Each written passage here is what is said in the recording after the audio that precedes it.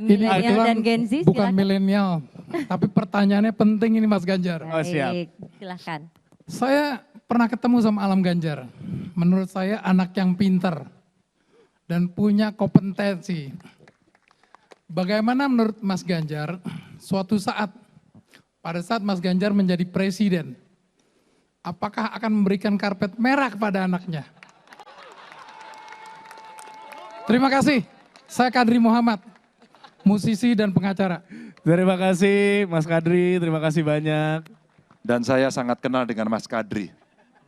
Karena hampir 2 jam beliau ngebrief saya soal IP, soal royalty, dan nasib para seniman. Makasih Mas. Saya mungkin akan kasih baju merah aja ke dia. Buat saya sebenarnya yang penting adalah bagaimana semua punya kompetensi dan bisa berkompetisi yang sehat. Saya menyadari Mas Kadri, saya dan Pak Mahfud ini beda tipis, Betty gitu ya Pak ya. Betty-nya dari sisi usia beda tipis. Saya kira hanya beda beberapa bulan saya dengan Pak Mahfud. Tanggal lahirnya maksudnya, kalau tahunnya agak jauh gitu Pak ya.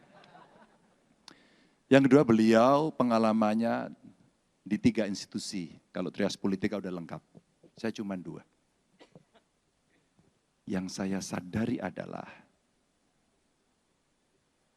kekuasaan itu ada batasnya dan kekuasaan itu menggoda. Maka kita harus punya kontrol diri dan tahu diri. Dan saya kepingin semua yang sekolah, investasi, pendidikan, kelak kemudian siapapun akan bisa menjadi apapun melalui jalur yang fair.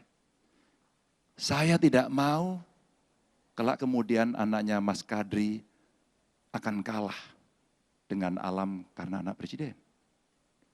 Saya tidak mau anaknya Mas Kadri akan kalah dengan anak bupati. Saya tidak mau anak Mas Kadri akan kalah dengan anak gubernur atau pejabat siapapun. Karena itulah penting teman-teman hadir untuk kemudian memberikan kepada saya saran, kritik, kontrol, karena semua butuh proses. Wow, sudah sangat terjawab.